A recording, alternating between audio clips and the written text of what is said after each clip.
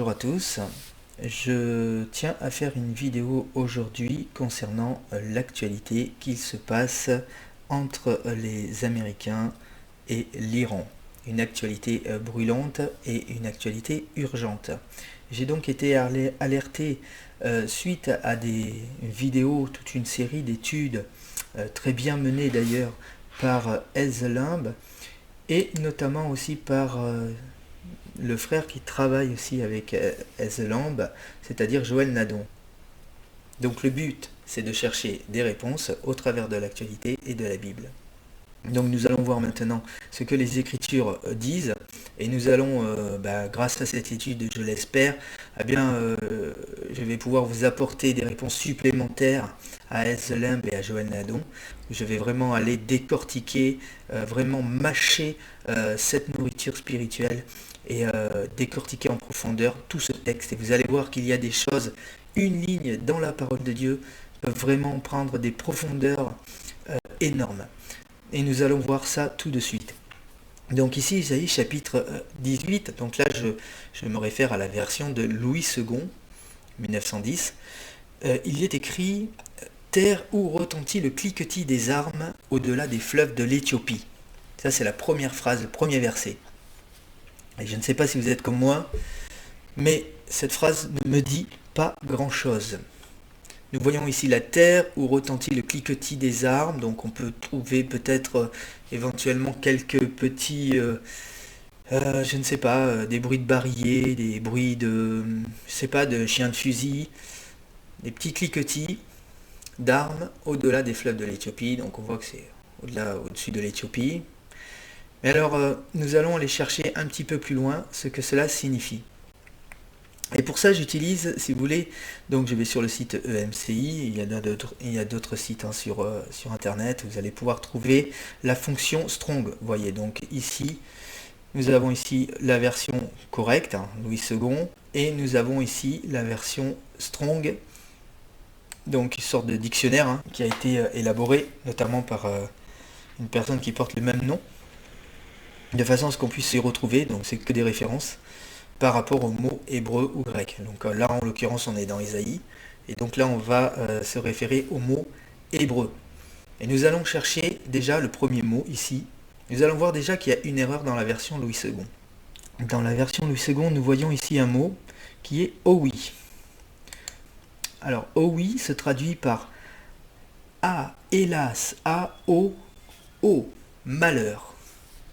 Ici, nous avons un mot qui n'est pas traduit dans la version Louis II, qui est le mot malheur. Hélas ou malheur, quelque chose, vous voyez, qui a une connotation, vous voyez, fuyez. Il y a quelque chose qui va arriver. Si vous voulez, Ésaïe chapitre 18, c'est le jugement qui est apporté sur l'Éthiopie. Donc déjà, il va falloir déterminer qu'est-ce que l'Éthiopie par rapport à la parole de Dieu. Ici, nous avons donc nous avons ce mot qui signifie un malheur qui va arriver. Et ça, je trouve ça vraiment dommage d'utiliser la version Louis II dans ce cas précis. Bien que ça soit une version plus ou moins modérée, on échappe à quelque chose qui est vraiment important, c'est qu'il va arriver un malheur.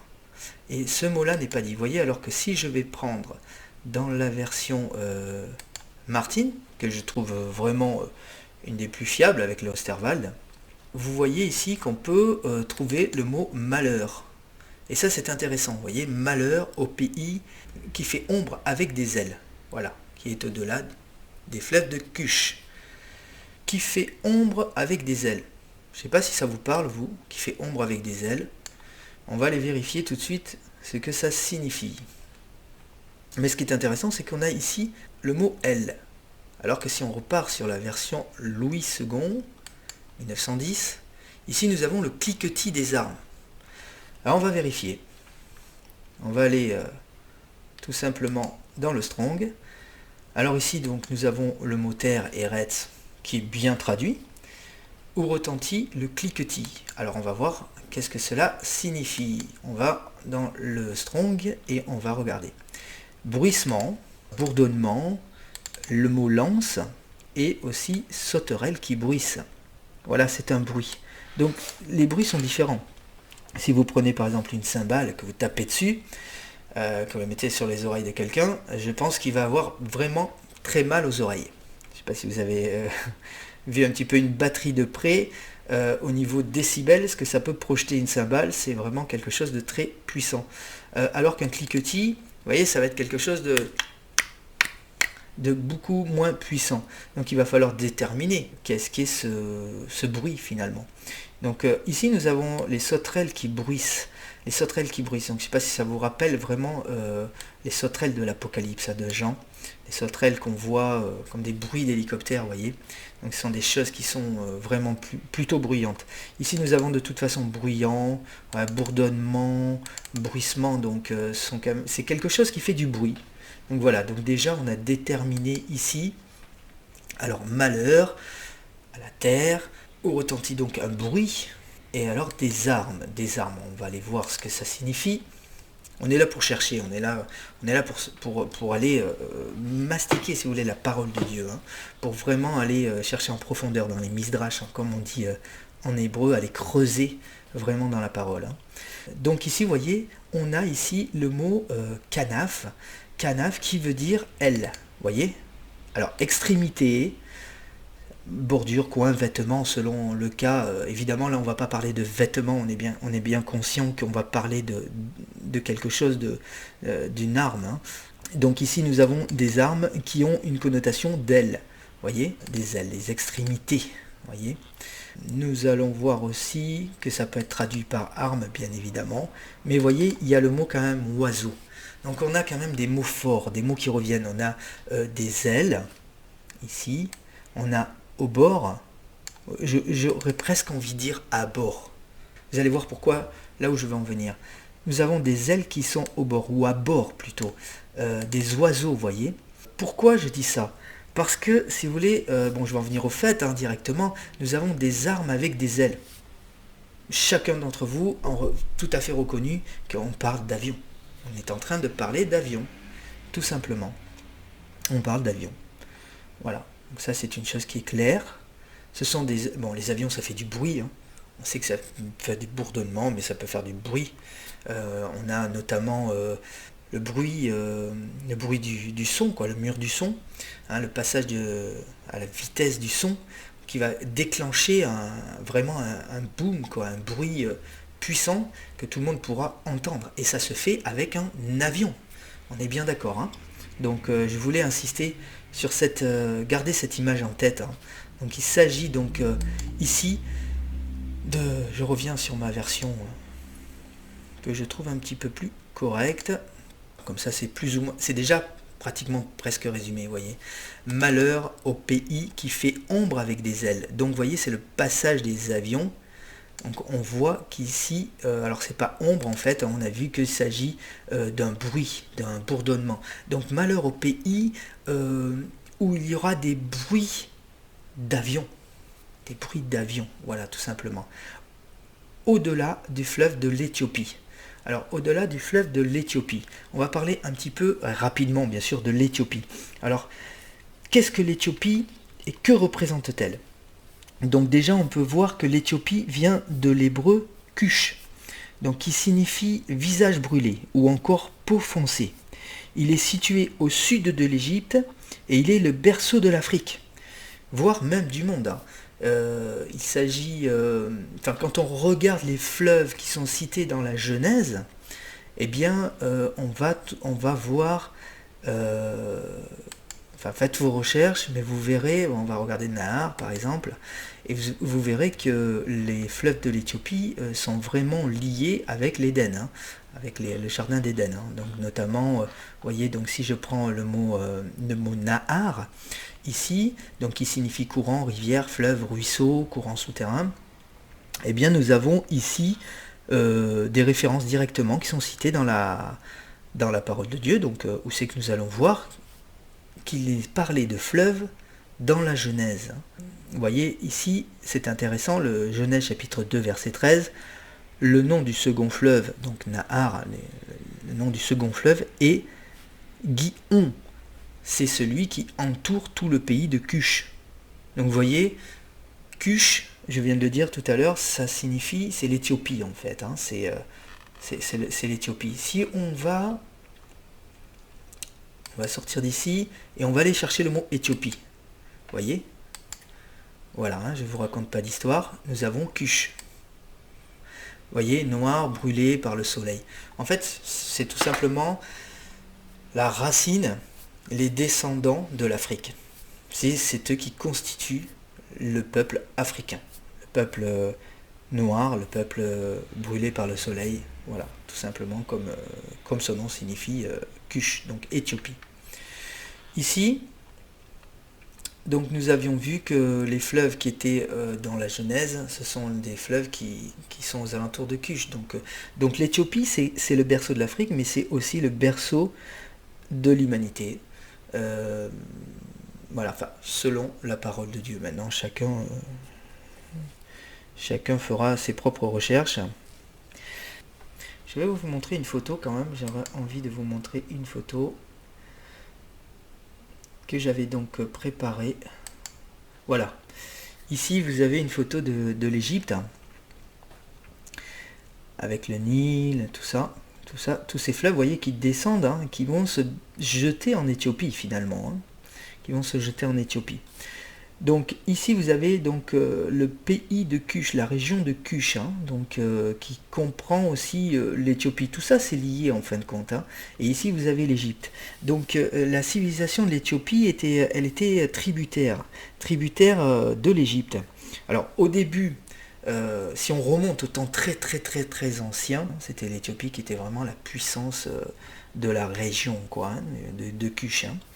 Mais par la suite, l'Égypte a repris, si vous voulez, grâce aux richesses de la région de Cush, bon, je ne vais pas m'étaler là-dessus, a pu avoir une expansion économique et donc a repris sa vigueur et est devenue l'Égypte qu'on a connue dans l'Antiquité. Hein. Voilà, et donc après l'Égypte a asservi, si vous voulez, l'Éthiopie, tant sur le plan politique que religieux. Hein. L'Éthiopie servait principalement le culte d'Amon, qui fut longtemps le dieu le plus important des Égyptiens et des Africains, avant d'être assimilé bien sûr par la suite, et bien plus tard par les Grecs, tout simplement la divinité Zeus. Alors pourquoi? Parce que dans la mythologie, on retrouve donc Amon qui signifie d'abord caché ou inconnaissable, c'est pour ça qu'il avait plusieurs formes. Et dans la mythologie égyptienne notamment, africaine, tout ça, on retrouve donc ce dieu Amon qui a donné la vie en fait, qui a porté la vie. C'est sous la forme d'une oie. Il a pondu un œuf et après il a pris la forme d'un serpent et il a fécondé cet œuf. Donc il a rendu fertile en fait, sous la forme d'un serpent. Donc on voyait qu'il prenait plusieurs formes. Il est après par la suite, et on le retrouve vraiment principalement sous la forme d'un bélier. C'est là où on va le retrouver le plus souvent. Donc il va porter des insignes pharaoniques au-dessus de sa tête, mais il va avoir la forme d'un bélier, avec des cornes de bélier. Donc, chez les Égyptiens, le bélier était vraiment un animal qui symbolise la puissance, voyez, le chef protecteur du troupeau.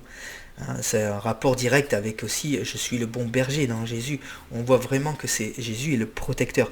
Vous voyez, dans les dieux de l'Antiquité, il y avait donc ce Amon qui lui symbolisait le bélier qui était le protecteur. Vous voyez, donc c'est en lui qu'il se référait. C'est pourquoi Dieu a pris un peuple à part pour son nom, pour se différencier bien sûr des autres faux dieux.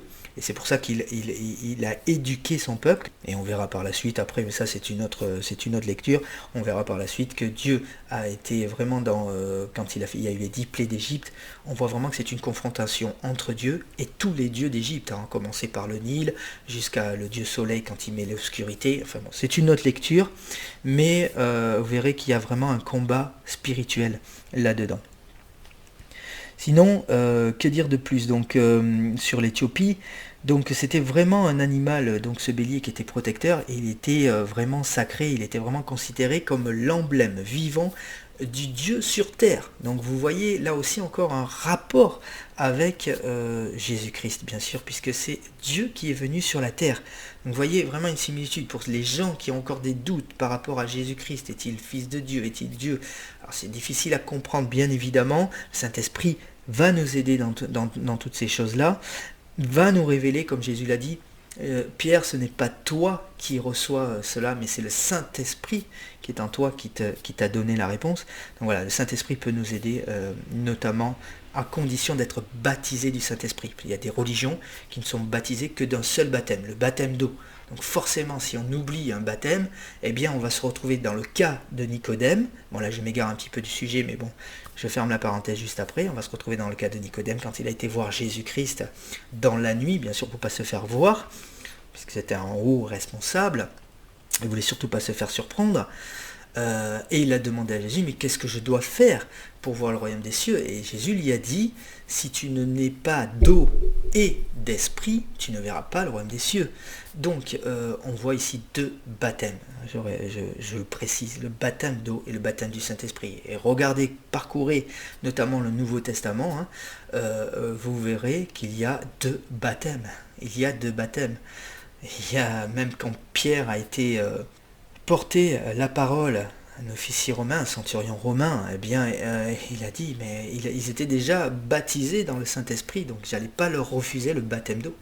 Donc vous voyez, il y a deux baptêmes. Donc le Saint-Esprit peut nous aider, notamment sur la personne de Jésus-Christ. Mais ici, nous voyons donc Amon, pour revenir à notre sujet, Amon donc était vraiment considéré par les Égyptiens comme le Dieu qui vivait sur la terre, tout simplement. Pour résumer, qu'est-ce qu'on va comprendre sur l'Éthiopie? L'Éthiopie est assimilée à l'Égypte. Et dans la prophétie biblique, l'Égypte est elle-même assimilée aux nations, c'est-à-dire à ceux qui ne servent pas le vrai Dieu. Jésus dira, vous connaîtrez la vérité, et la vérité vous libérera. Eh bien, quand les esclaves hébreux étaient en Égypte, eh bien, on a eu ici une servitude, on a eu un esclavage, un enfermement, si vous voulez, un enfermement spirituel, physique d'une part, mais aussi un enfermement spirituel. Donc, c'est pourquoi l'Égypte est considérée comme un lieu d'enfermement. Voilà, et donc ce sont ceux qui ne servent pas le vrai Dieu, qui n'ont pas la parole de Dieu. Pourquoi la vérité vous libérera.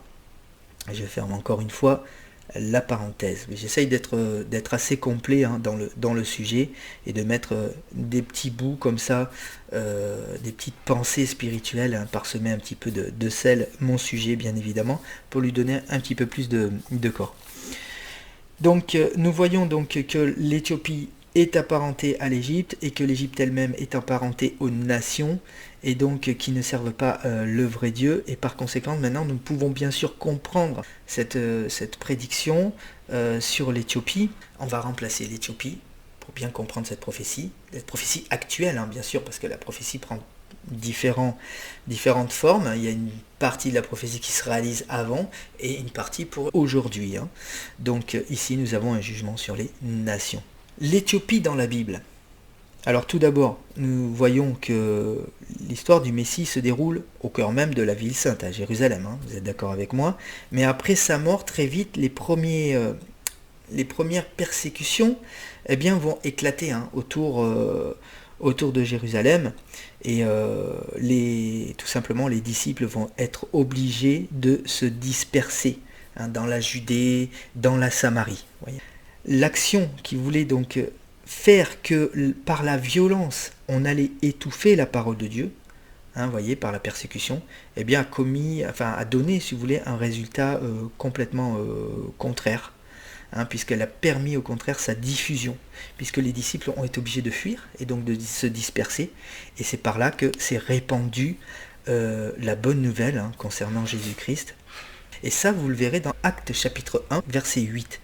Mais vous recevrez une puissance, le Saint-Esprit survenant sur vous, et vous serez mes témoins à Jérusalem, dans la Judée et dans la Samarie, et jusqu'aux extrémités de la terre.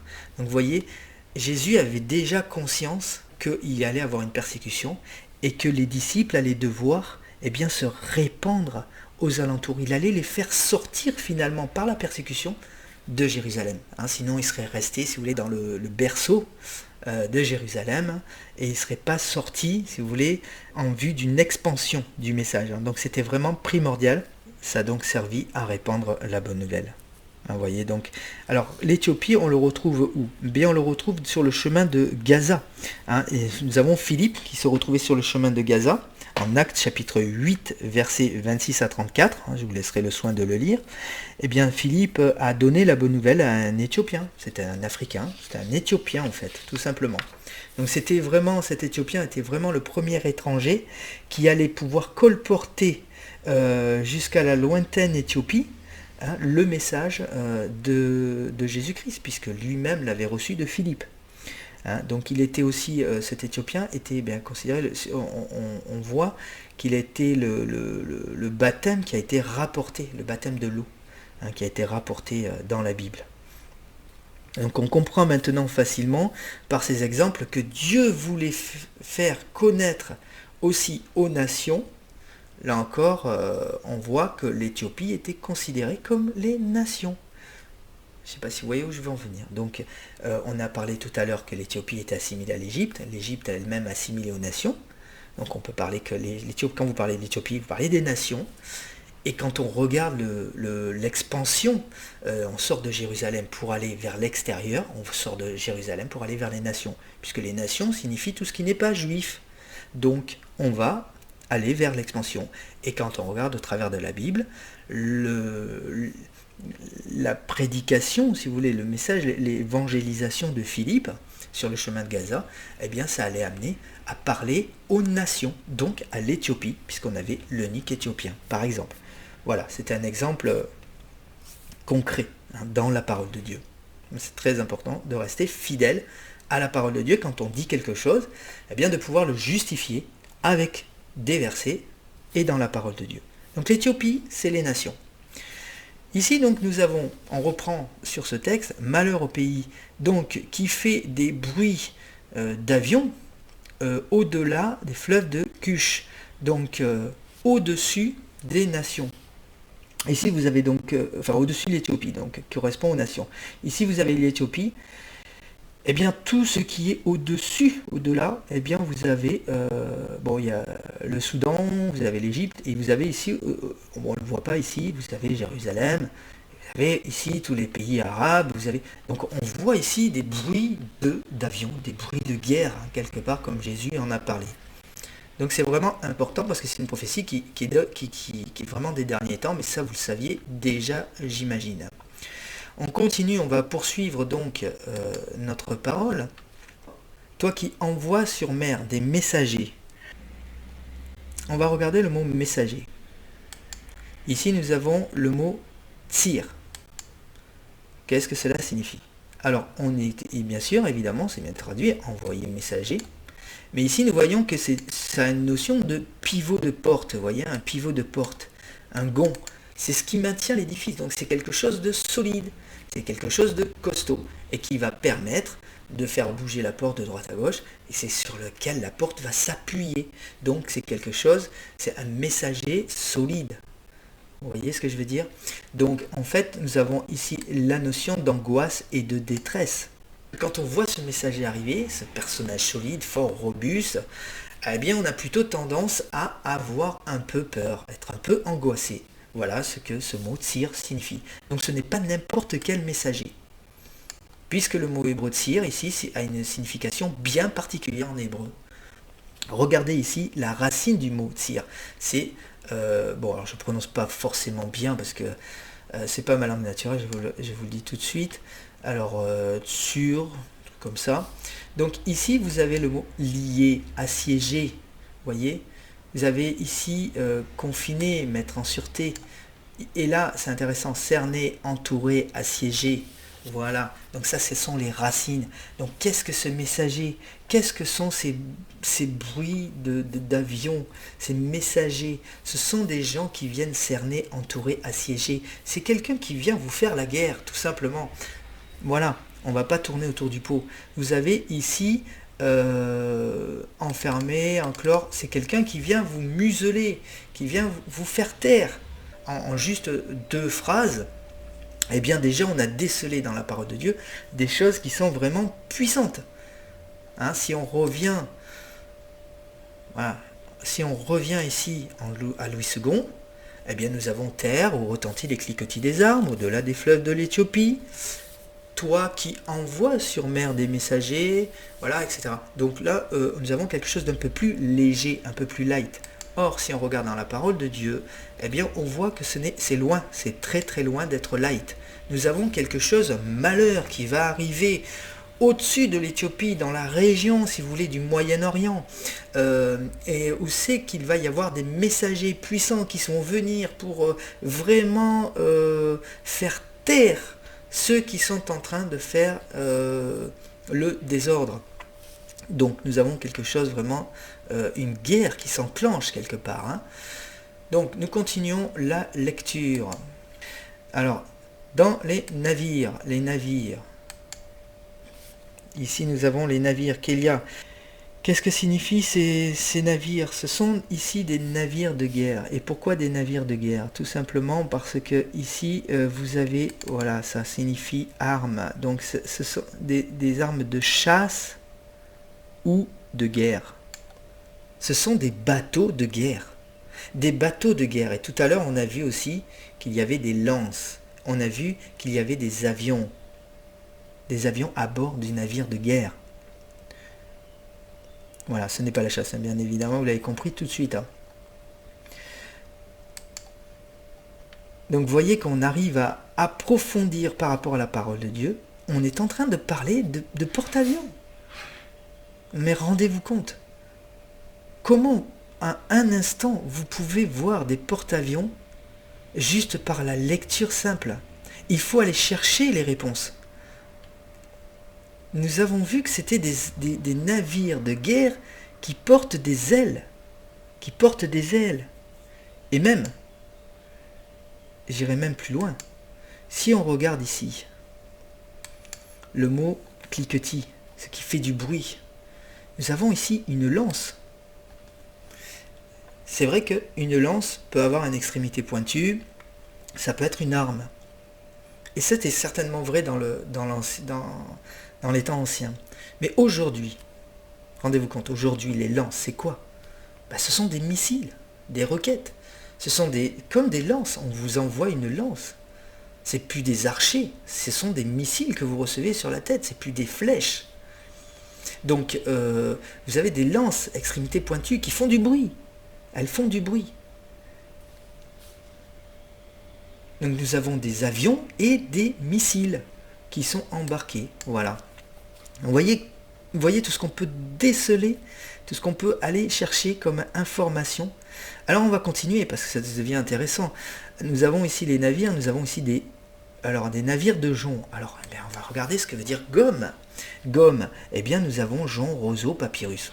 Jusque là pas de problème, c'est très bien traduit. Nous avons des navires de jonc. Est-ce que nous avons des navires de jonc aujourd'hui? Non. Alors qu'est-ce que cela signifie? Qu'est-ce que cela signifie? Regardez ici, on a un exemple dans Job chapitre 8 verset 11. Il est écrit le jonc, donc gomme, hein, le jonc croît-il sans marée? Le roseau croît-il sans humidité? Donc nous voyons ici que le jonc a besoin d'un marais pour se nourrir. Nous voyons ici que le roseau, il a besoin d'humidité. Eh bien regardez ce que signifie, vous allez voir comme la parole de Dieu est vraiment formidable. Donc, regardez ce que signifie ici la racine gamma. Donc on a gomme et on a la racine gamma. Eh bien nous avons ici l'idée de avaler, dévorer, boire. Nous avons ici des navires qui vont dévorer.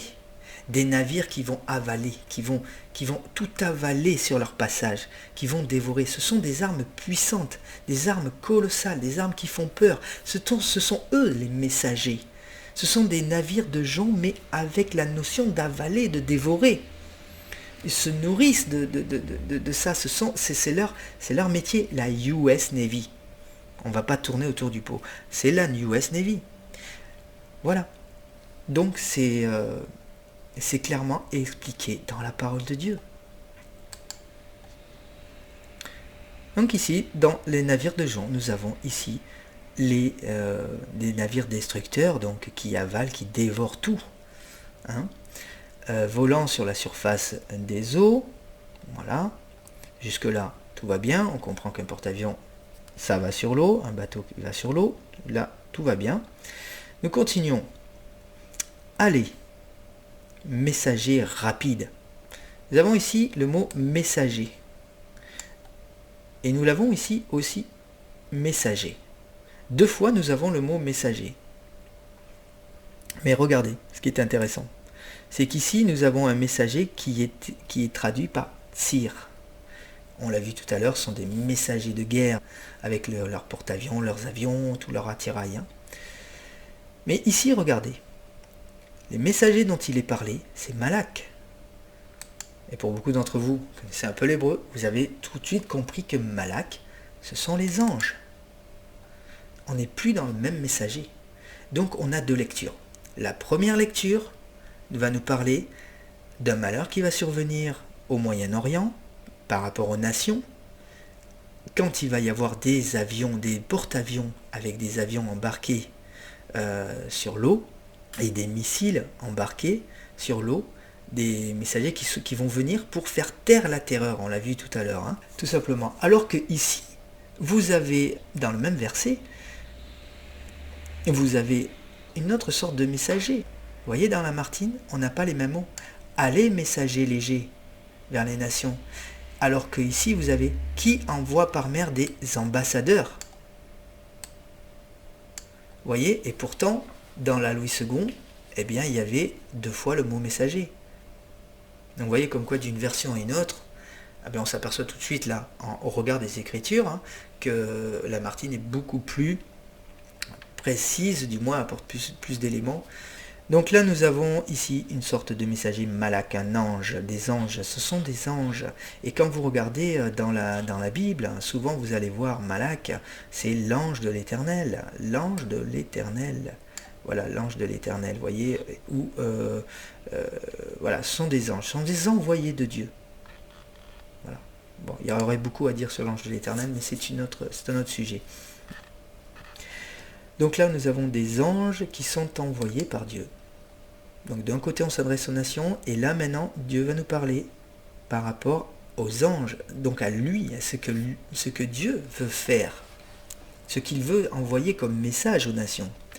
Donc allez messagers, allez les anges, rapide, alors rapide, Kal. Intéressant. Effectivement, nous voyons que Kal, ça signifie rapide, léger. On voit qu'il flotte aussi, vous voyez. On voit que ce sont des anges qui sont rapides, qui vont faire des courses, vous voyez, des courses légères. Voilà, donc là, ici, nous avons une légèreté. Mais quand on va regarder la racine, qu'est-ce que cela va nous enseigner? Quel est le message? Quelle est l'intention des anges? Quelle est l'intention de ce message rapide? Eh bien, quand vous regardez la racine kalal, vous allez vous apercevoir que effectivement nous avons quelque chose qui est amené pour la plupart du temps avec cette racine kalal, qui est amené pour quelque chose pour maudire, être maudit, vous voyez. Et qu'est-ce que cela signifie? Regardez comment c'est traduit la plupart du temps. Maudire, mépriser, appesantir, vous voyez, écraser, alléger, vous voyez, humilier, secouer.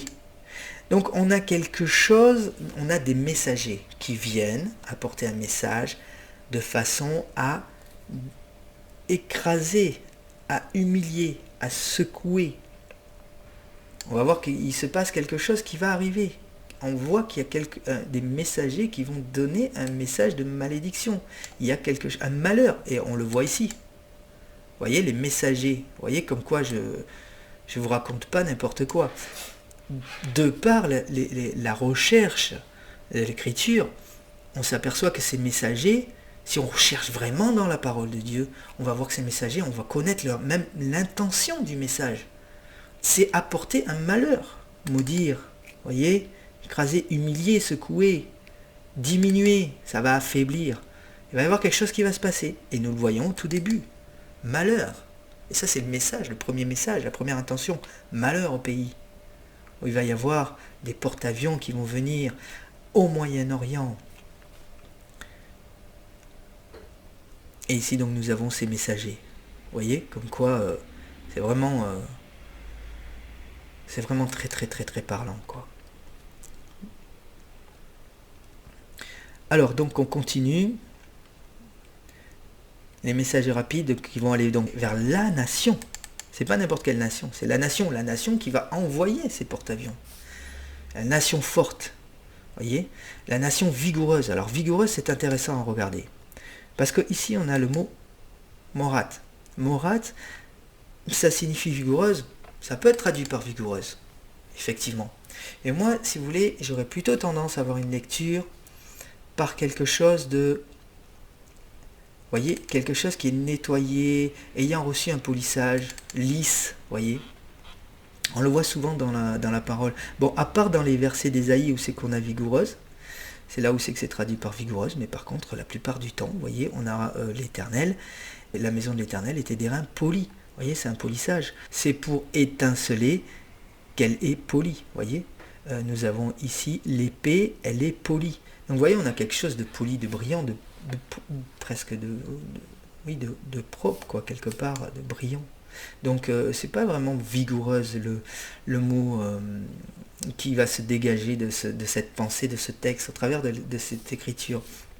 Alors pourquoi j'en viens là, c'est peut-être un détail, vous me direz. Hein. Nous avons donc une nation qui est forte, une nation qui est alors pas forcément vigoureuse, mais une nation brillante, vous voyez. Je dirais plus une nation illustre, qui est brillante, qui brille. Mais qui brille comment?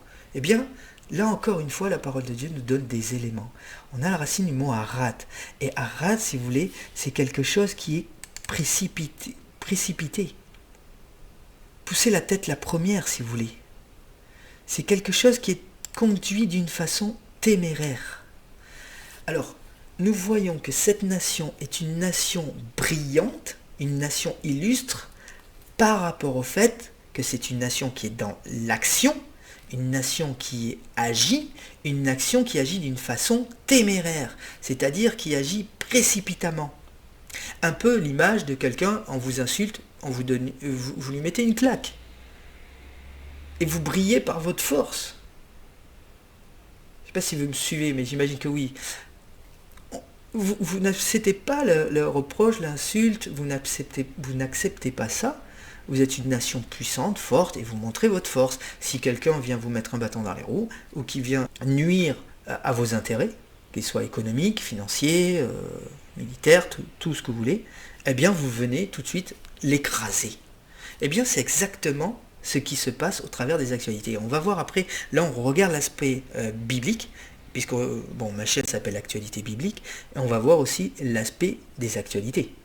Donc, souvenez-vous, gardez bien en tête que cette nation est une nation qui s'illustre par le fait, donc brillante, vous voyez, vigoureuse, mais surtout illustre, qui est vraiment brillante par le fait qu'elle agit d'une façon téméraire, d'une façon précipitée, presque sans réfléchir.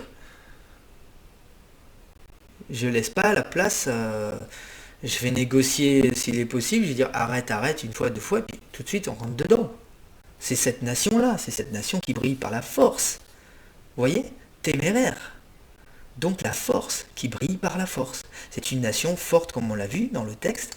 Et voyez, le mot vigoureuse, pardon, eh bien, quand on regarde au travers l'écriture en profondeur, on s'aperçoit que c'est une nation qui brille par la force d'une façon téméraire. Vous voyez? Donc ça emporte, ça amène effectivement cette nation forte. On poursuit vers ce peuple redoutable. Depuis qu'il existe une nation puissante et qui écrase tout. Vous voyez, donc c'est une nation puissante qui écrase tout. Donc bon, on l'a vu. Bon.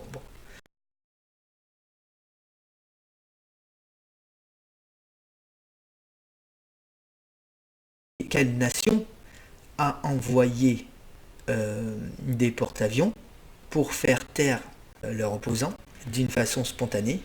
On va regarder tout ça après avec l'actualité. Vous voyez, vous avez ici l'Éthiopie, et vous avez ici donc l'Égypte, Cush, et vous avez donc ici, hein, s'il peut y avoir des navires, ah ben on est d'accord que ça peut passer que par là. Je pense que vous êtes d'accord avec moi. Hein. Donc ces navires doivent se trouver à cet endroit. Si je me réfère à la parole de Dieu, au texte des Écritures, ces navires doivent se retrouver ici. Ok. Donc on continue.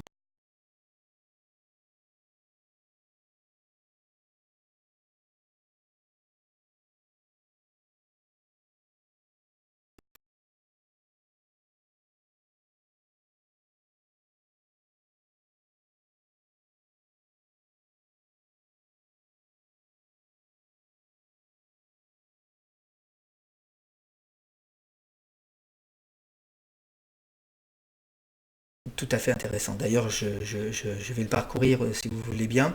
Donc, vous tous, habitants du monde, habitants de la terre, voyez la bannière qui se dresse sur les montagnes. Écoutez la trompette qui sonne. Donc, ici, nous avons les habitants du monde. Le monde, c'est la terre. Et ici, nous avons une réplique, un écho, les habitants de la terre. Donc, le monde, la terre. Nous parlons de la terre. Vous allez voir où je veux en venir. Hein. Voyez la bannière. La bannière, c'est un étendard. D'ailleurs, si vous voulez, on peut regarder. Hein, Nec. Ici, un étendard. C'est une perche. Et la perche, elle est plantée où? Dans la terre. D'accord. Qui se dresse sur les montagnes. Les montagnes, c'est quoi?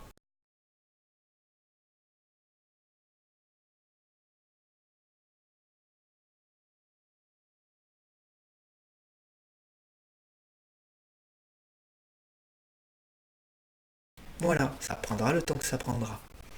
Ar, ça veut dire montagne. Donc, juste au-dessus d'Israël, pour ceux qui seraient intéressés. Donc, nous avons ici les montagnes. Donc, les montagnes, c'est la terre. Donc, on reprend. Habitants du monde, c'est la terre. Habitants de la terre, c'est la terre. La bannière, elle est plantée dans la terre. Où se dresse quoi? Les montagnes, c'est un monticule de terre. Écoutez la trompette qui sonne. Car ainsi m'a parlé l'Éternel. Je regarde tranquillement de ma demeure. Donc là, on voit qu'on est en sécurité, tranquillement de ma demeure, par la chaleur brillante de la lumière. Ici, nous avons quelque chose une chaleur. Elle est brillante. Voilà. Et par la vapeur de la rosée. Donc ici, la vapeur, eh bien la vapeur ne peut se faire que par... Qu'est-ce que la vapeur? La vapeur, c'est le passage de l'état liquide, quand vous avez de l'eau, le passage de l'état liquide à l'état gazeux. Comment va se produire ce phénomène? Eh bien, tout simplement par de la chaleur. Alors, tout à l'heure, on nous parlait de la terre, et ici, on nous parle de la chaleur. Voilà. Et de la rosée. Le temps de la chaude moisson, vous voyez. Je vous raconte pas n'importe quoi, vous voyez. Tout ça, c'est la chaleur. Le temps de la chaude moisson. Et ici, ce qui est intéressant, c'est que la moisson. Alors, la moisson, c'est en fait, si vous voulez, quelque part l'action. Ce qui va se dérouler. Il va se dérouler une moisson. Mais quand? Eh bien, la Bible nous le dit. Par la chaleur brûlante de la lumière. À quel moment de l'année la lumière est le plus fort, le plus intense? C'est en été.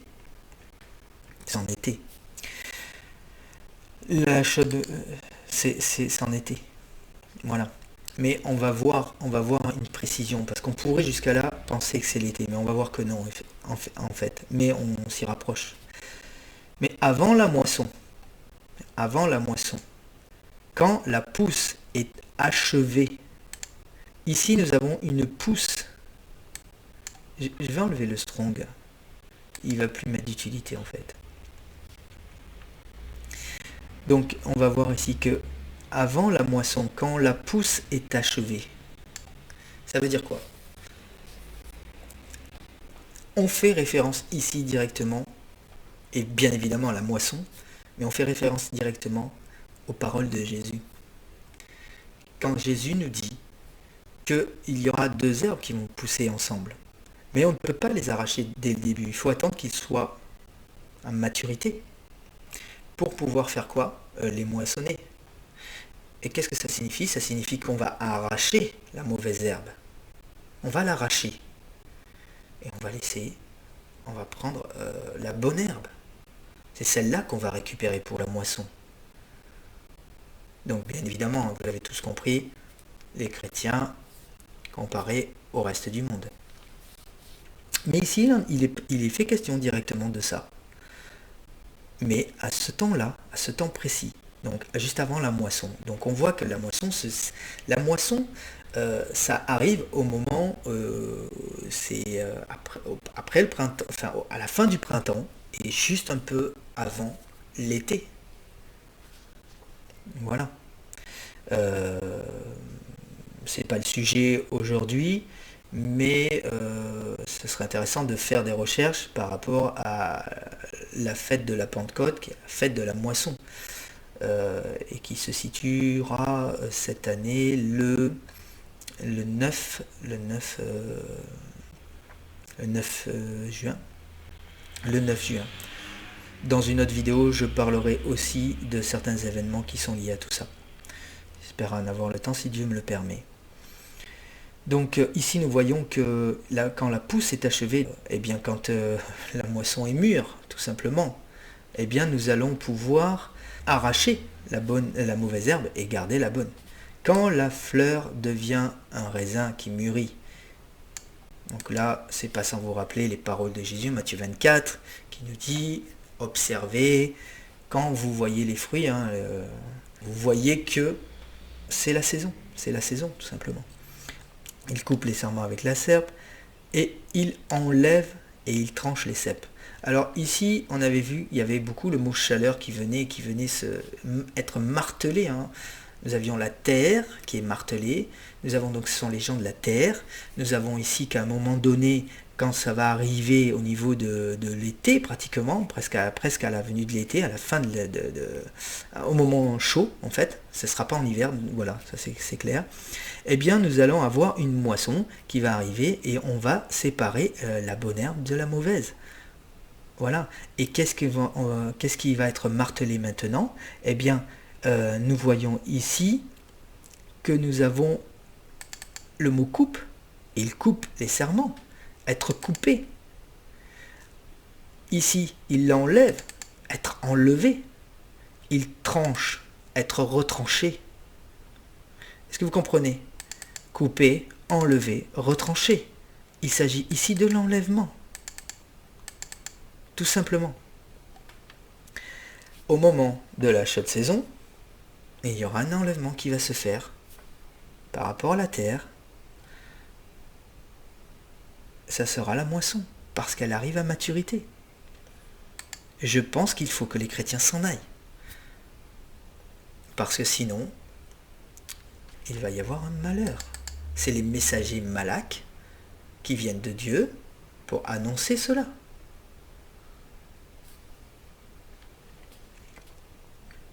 Et il y aurait beaucoup de choses à dire sur l'enlèvement. C'est pas le sujet aujourd'hui, puisqu'on est dans l'actualité biblique.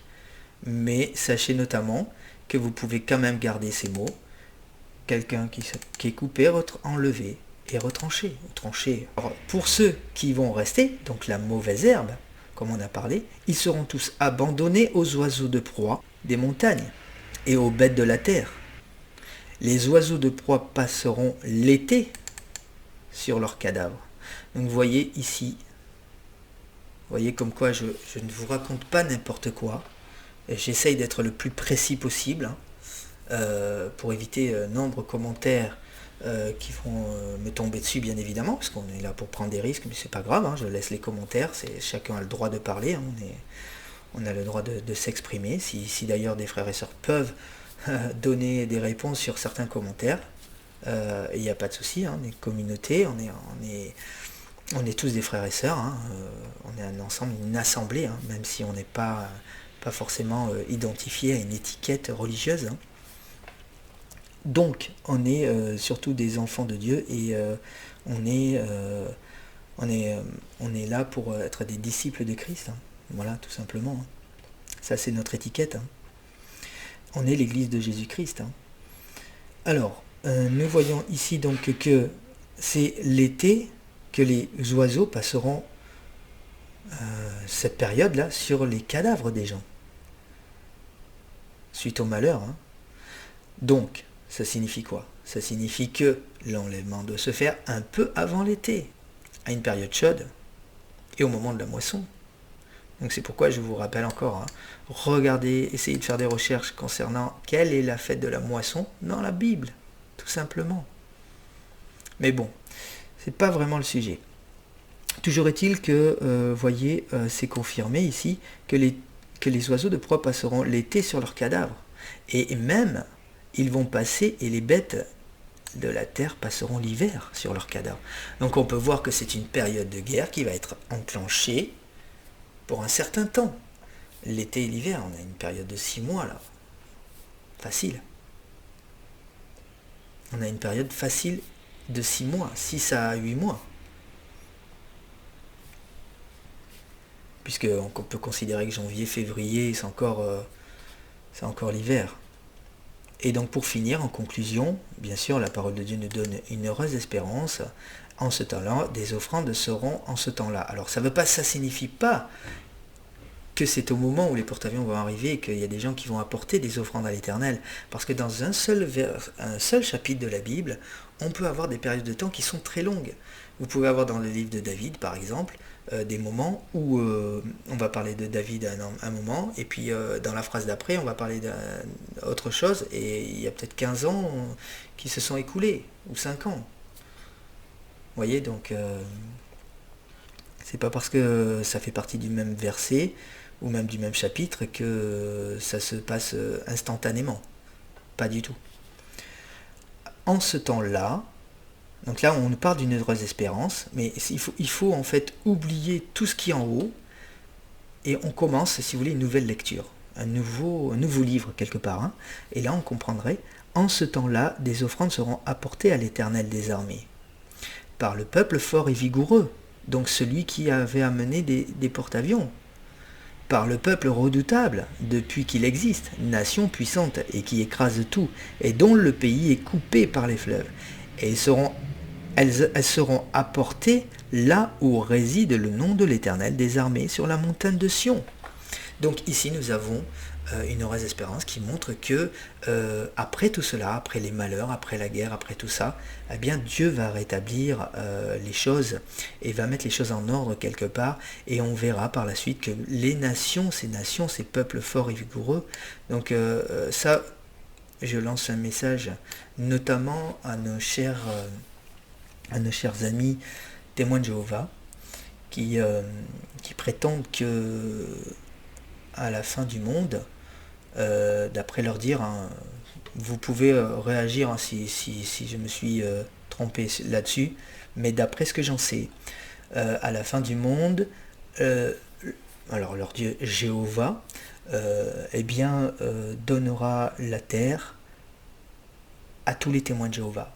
Donc ne cherchez pas des gens qui ne sont pas témoins de Jéhovah dans le nouveau royaume de Jéhovah. Il n'y aura que des témoins de Jéhovah. Voilà. Alors je tiens à leur préciser,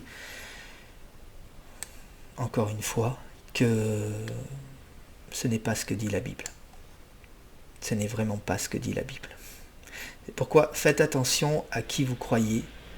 Et il y aurait beaucoup de choses à dire, hein, sur l'esclave fidèle avisé, sur cette religion, mais faites attention, juste une exhortation, faites attention à ce que vous croyez, parce que, en fait, si vous voulez, il y a la parole de Dieu, donc il y a ceux qui vont croire en Dieu, en la parole de Dieu, et il y a ceux qui vont croire en la parole des hommes. Donc c'est pourquoi faites attention à ce que vous croyez, ne laissez jamais, mais jamais, un homme vous dire ce qu'il en est. Faites toujours en fonction de la parole de Dieu.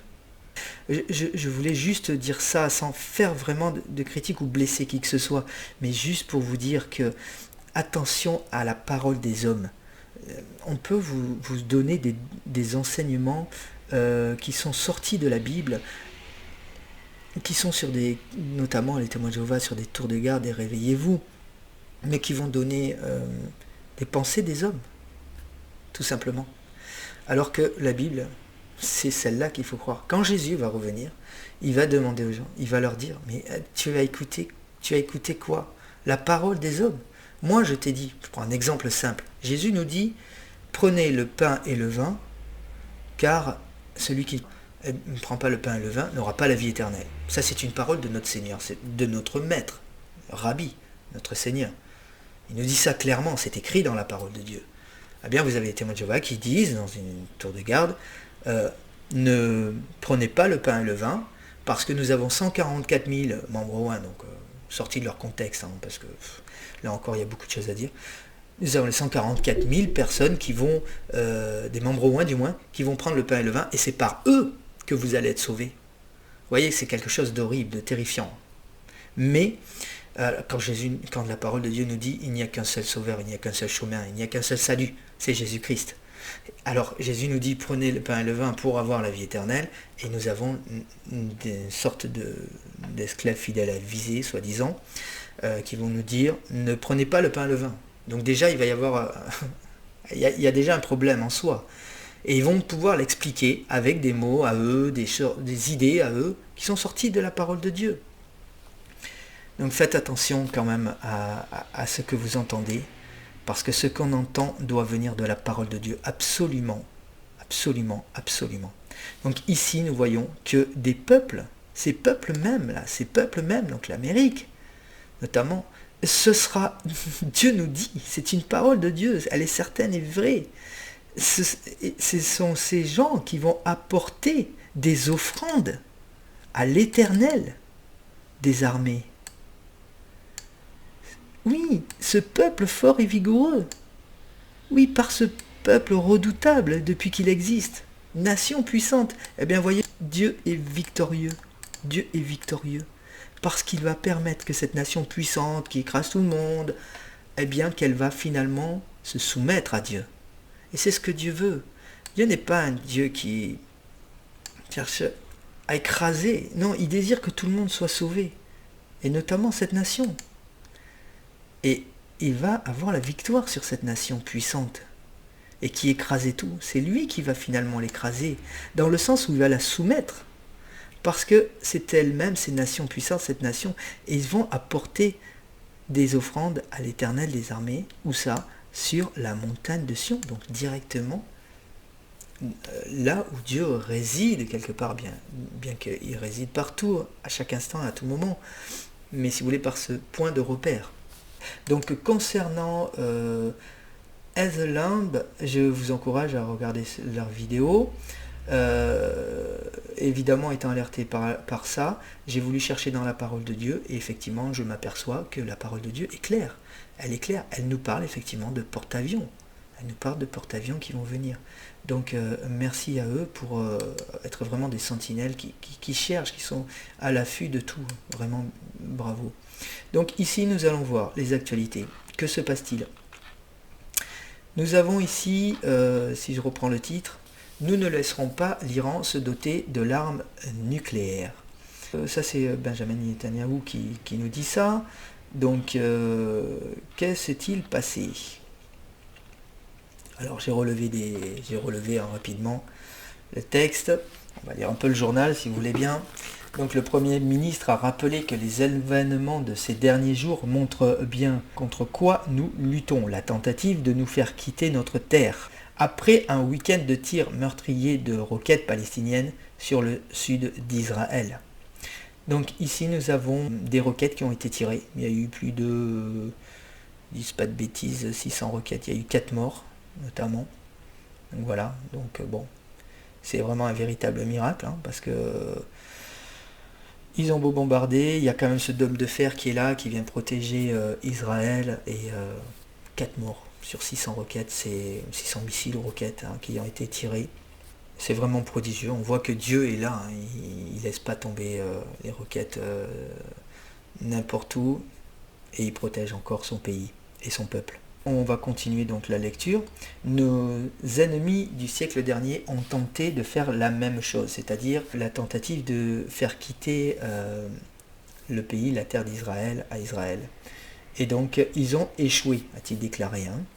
Aujourd'hui, alors que j'étais en route, ça c'est Netanyahou qui parle et qui va nous faire une révélation surprenante. Aujourd'hui, alors que j'étais en route, j'ai entendu l'Iran dire qu'il comptait poursuivre son programme nucléaire, a indiqué Netanyahou. Alors ça signifie quoi ? Vous avez un pays qui est tranquille, qui est en paix, pour le moment. Et tout d'un coup, il se lève un matin, il reçoit 600 requêtes sur la figure. Que se passe-t-il ? Qu'y a-t-il ? Pourquoi ? Pour quelle raison ? Vous ne comprenez pas. Et comme dit Benjamin Netanyahou, l'Iran a prévu de se sortir du programme nucléaire, Donc ça signifie que tout ça est en train de se mettre en place pour montrer aux Américains, nous on sort du programme nucléaire et on va tirer sur tes amis. Donc de là commence la déchéance. Nous ne laisserons jamais la République islamique se doter de l'arme nucléaire. Donc Benjamin Netanyahou nous dit qu'ils ne laisseront pas l'islam se doter de l'arme nucléaire. Et c'est de là dont tout est parti. Donc les requêtes que l'Israël se prend sur la tête, c'est à cause de ça. On continue avec l'actualité. Pardon. Washington promet une réponse rapide et ferme à toute attaque iranienne. Que se passe-t-il? Le chef de la diplomatie américaine, Mike Pompeo, a promis jeudi une réponse rapide et ferme à toute attaque de la part de l'Iran ou de ses alliés contre les intérêts américains. C'est ce que je vous disais tout à l'heure dans la parole de Dieu. Nous avons une nation brillante qui agit de façon spontanée, c'est-à-dire elle est dans l'action.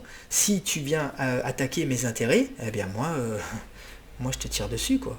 Je t'élimine, je t'écrase. On est bien sur cette nation-là.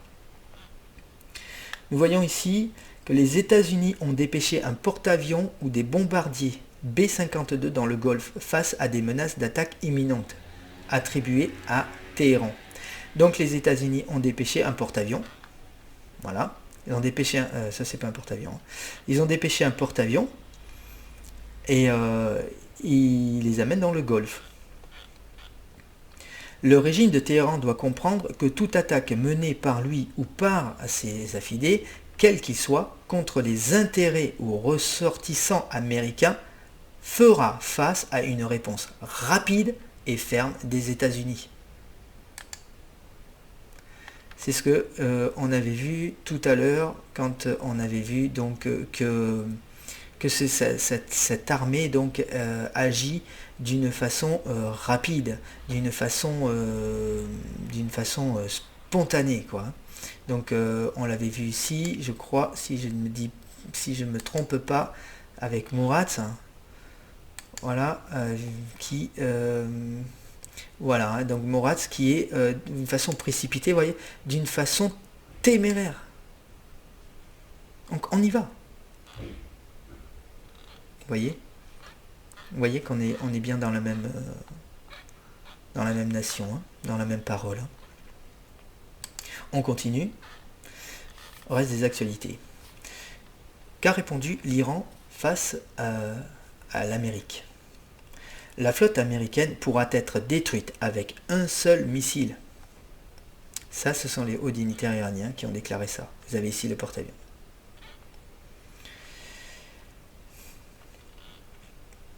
Alors, on va voir ce qui est écrit. Un haut dignitaire iranien a déclaré vendredi dans un sermon que la flotte américaine pourra être détruite avec un seul missile. En gros, c'est tu m'envoies ton porte-avions, mais en fait, je peux t'éliminer avec un seul tir, quoi. En gros, c'est tu viens montrer tes bras, mais en fait, avec une balle, je t'élimine, quoi. C'est un peu l'idée. Hein. C'est moi, avec une seule balle, je t'élimine. En gros, tu ne me fais pas peur. Hein.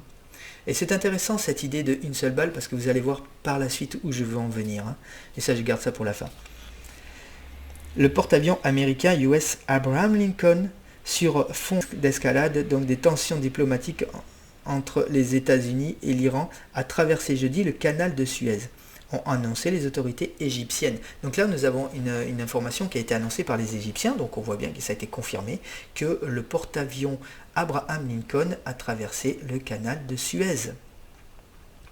Alors, on continue.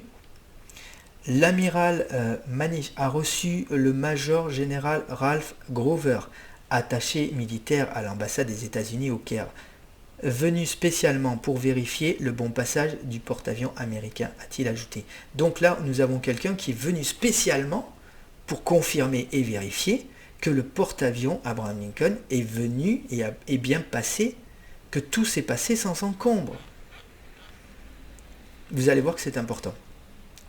Par ailleurs, donc le secrétaire de la Défense des États-Unis par intérim a approuvé le déploiement de missiles patriotes supplémentaires au Moyen-Orient, a déclaré vendredi soir un responsable américain de l'agence presse Reuters face aux menaces iraniennes.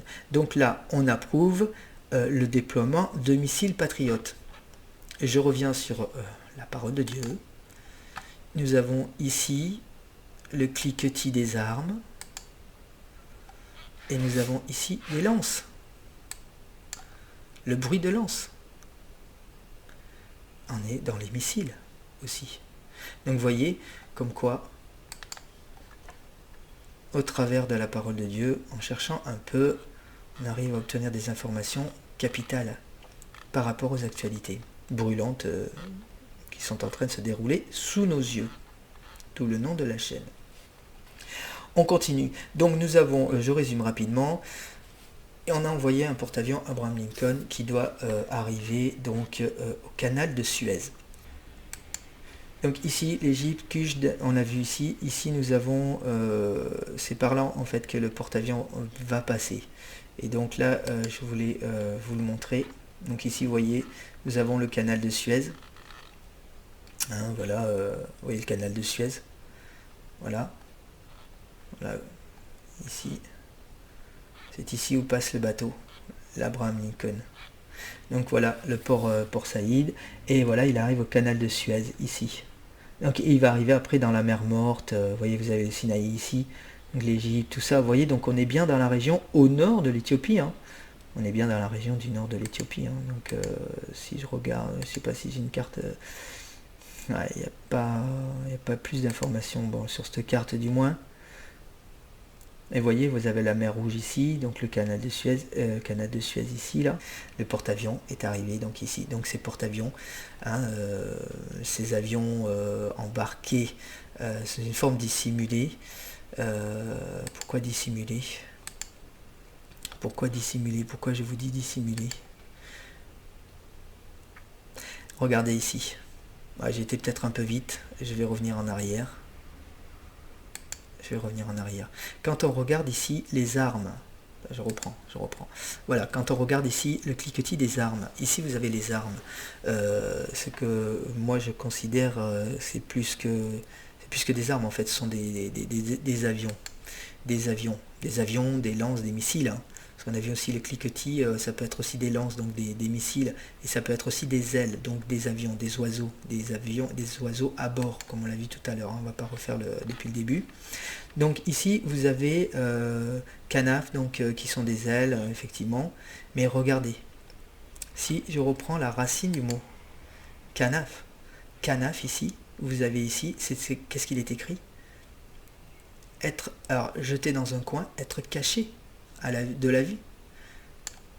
Être caché de la vue. Donc nous avons quelque chose, se cacheront.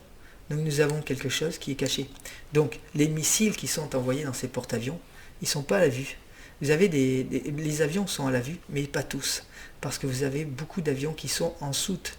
Donc on va le voir tout à l'heure, il y a au moins 90 avions, je crois, qui peuvent être embarqués dessus. Donc c'est énorme. Hein. C'est un gros porte-avions. Hein. Donc nous voyons que ce sont des avions qui sont embarqués et dissimulés quelque part. Voilà, ils sont cachés. C'est-à-dire que si vous avez un avion dans le ciel, vous le voyez, il vole, c'est normal.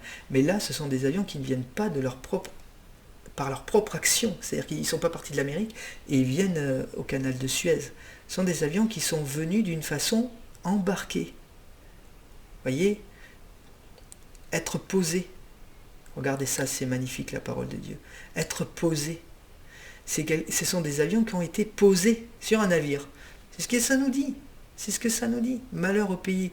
Alors les ombres avec des ailes, donc les avions, donc ces avions qui sont, en fait là ce sont ces avions qui sont posés dans des vaisseaux, dans des navires, dans des porte-avions. C'est écrit là, écrit être posé. Voyez un petit peu. Voilà, donc ces avions, ce porte-avions donc est venu là au canal de Suez, et c'est le porte-avions Abraham Lincoln. Alors là je vais venir sur quelque chose qui est une réflexion tout à fait personnelle. Des fois il m'arrive d'avoir des pensées, je ne sais pas si ça vient de moi, ça vient de l'Éternel, une pensée spirituelle, c'est difficile parfois de faire la différence entre les deux, mais j'ai pris pour raison de les exprimer.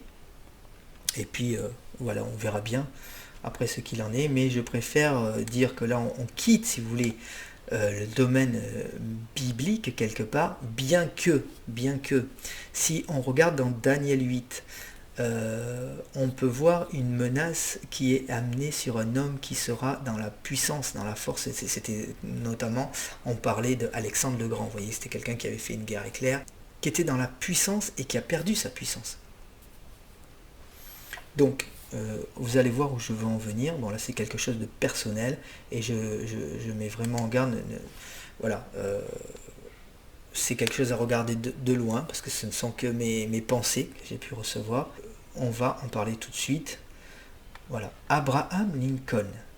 Qui est Abraham Lincoln? Voilà. Abraham Lincoln est né le 12 février 1809 dans le comté de Hardin au Kentucky et il est mort assassiné le 15 avril 1865. Donc, vous avez tous en tête, bien évidemment, l'assassinat de John Fitzgerald Kennedy, mais il faut savoir que Abraham Lincoln est l'un des premiers présidents à être assassiné.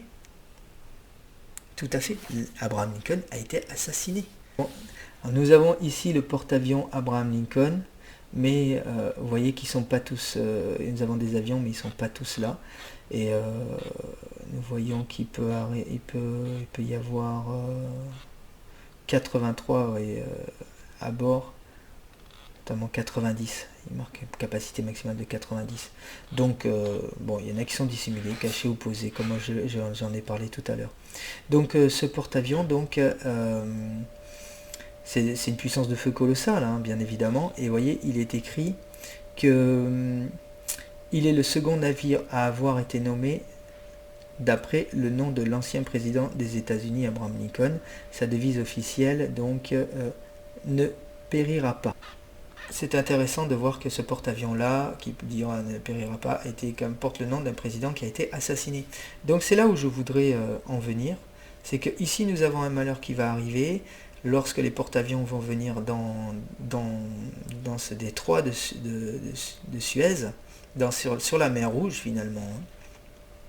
Et bien sûr, ils vont passer sur la mer Rouge parce qu'après, leur objectif est d'aller, bon, c'est encore un autre sujet, et c'est pour aller attaquer des puits de pétrole, enfin des positions qui sont stratégiques par les Iraniens, pour aller attaquer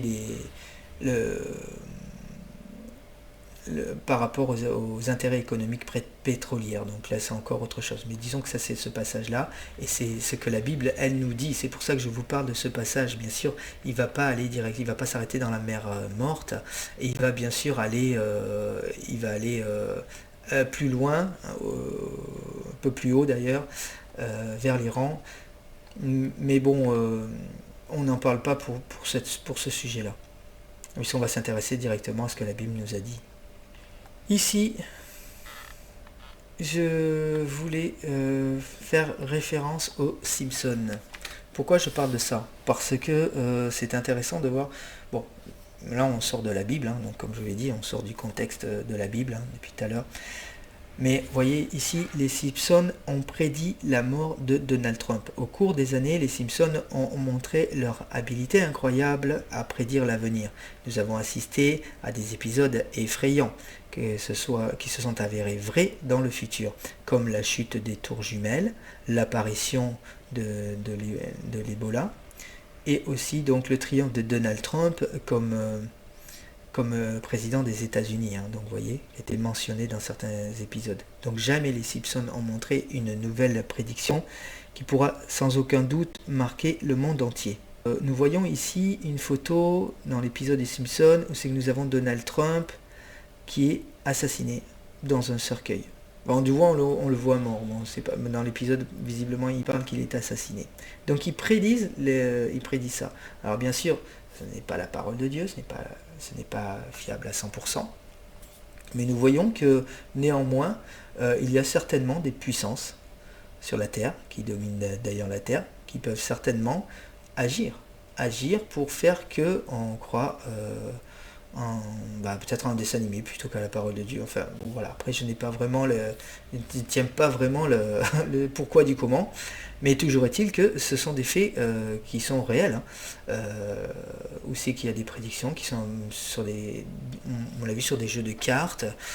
Ça peut être aussi dans des pages de magazines, notamment là dans des dessins animés.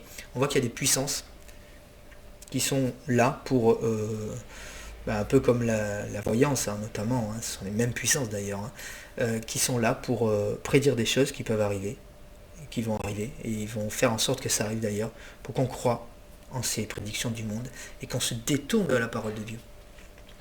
Donc voilà. Donc mis à part ça, nous voyons que on prédit Donald Trump, et regardez bien comment il est habillé. Costume bleu, chemise blanche et cravate rouge. Pourquoi je dis ça? Est-ce que cela est probable? Regardez ici. Nous avons Donald Trump qui a... je ne sais pas si je peux augmenter... Voilà, on va agrandir les photos. Nous avons ici Donald Trump, cravate rouge. Cravate rouge, cravate rouge, cravate rouge. Bon là il y a des petites fioritures, on va pas en parler. Cravate rouge, unie. Cravate rouge. Cravate rouge, cravate rouge, cravate rouge, cravate rouge, cravate rouge, cravate rouge, cravate rouge, etc., etc., etc. Il ne porte pas que du rouge, hein. Vous voyez qu'il y a des cravates qui sont différentes. Il y en a beaucoup, beaucoup de rouge, beaucoup. Donc vous voyez, c'est quand on regarde sur les photos, on voit qu'il y a beaucoup de rouge, presque majoritairement, quoi. Rouge, rouge, rouge, rouge, rouge. Donc vous voyez, moi je conseillerais à Donald Trump, vous voyez, de porter plutôt des cravates bleues. Ouais, ça serait pas une mauvaise idée. Maintenant, c'est qu'une idée personnelle. Je voulais juste signaler ce fait. Attention, on a un porte-avions qui s'appelle Abraham Lincoln. Ça porte le nom d'un président qui a été assassiné. Donald Trump est en train d'envoyer des forces au Moyen-Orient. La Bible nous dit qu'il va y arriver quelque chose de désastreux. On arrive à la fin des temps. Il va y avoir un enlèvement qui va se produire. Et on va rentrer dans ce cycle de tribulation. Et le message que je voudrais dire à tous ceux qui sont restés jusqu'à la fin de la vidéo, d'ailleurs, merci beaucoup de m'avoir écouté. Et en bonus, mais ce n'est pas une exclusivité, mais en bonus, sachez que notamment j'ai beaucoup parlé du 23 septembre 2017 comme étant le signe majeur qui était annoncé dans Apocalypse chapitre 12. Dans la femme qui est dans le signe qui est dans le ciel, la femme enveloppée du soleil et la lune sous ses pieds. Ce signe s'est produit le 23 septembre 2017 précisément. Cette femme a accouché. Donc maintenant, j'aimerais que tous les chrétiens, pour une fois, puissent dire il va y avoir des douleurs de l'enfantement. Non, maintenant je le dis clairement par rapport à la parole de Dieu. Jésus-Christ nous donne ce signe pour nous dire que le bébé a accouché. Donc, la femme a accouché. Voilà, donc la femme a accouché. Donc arrêtons maintenant de parler de douleur de l'enfantement, c'est fini, on n'y est plus, on n'est plus à ça. Les douleurs de l'enfantement, c'était avant. Maintenant, le bébé est né. La femme a accouché depuis le 23 septembre 2017. Et vous constaterez que depuis le 23 septembre 2017, depuis les signes qui sont apparus dans le ciel, eh bien, 2 mois après, Donald Trump déclare Jérusalem capitale, la Jérusalem capitale donc d'Israël, et quelques temps après, en mai, il y a les 70 ans d'Israël. Il y a beaucoup à dire là-dessus. Qui tombe en même temps que le jubilé d'Israël. Il y a beaucoup à dire aussi là-dessus. Et nous constatons que maintenant ça ne s'arrête pas, ça s'enchaîne tellement vite qu'on est sur le point de dire on n'aura même pas le temps de faire une vidéo quand toutes ces choses arrivent les unes après les autres, et c'est catastrophe sur catastrophe, et voilà. Donc tout ça pour vous dire que on y est rentré là-dedans. Je pense que tous les chrétiens du monde aujourd'hui sont conscients qu'il se passe quelque chose, qu'on est vraiment tous en alerte. Et je crois d'ailleurs que même le monde qui n'est pas chrétien est aussi conscient qu'il se passe quelque chose. Donc voilà, donc on n'est pas les seuls non plus. Et tout le monde est conscient, il sorte d'esprit de réveil qui est là, qui réveille notamment les chrétiens, bien sûr, qui les mettent en alerte, mais aussi qui réveille aussi le monde, parce que le monde lui aussi prend conscience qu'il y a quelque chose qui va pas, il y a quelque chose qui ne va pas. Voilà. Donc, s'il vous plaît, arrêtons de dire quand il y a des douleurs de l'enfantement, c'est fini. Comme je vous le dis, la femme a accouché depuis le 23 septembre 2017. Nous sommes rentrés dans la grande tribulation qui va aller crescendo petit à petit, petit à petit, rapidement je crois. Je vous remercie d'avoir écouté cette vidéo et je vous dis à très bientôt pour une prochaine vidéo. Au revoir.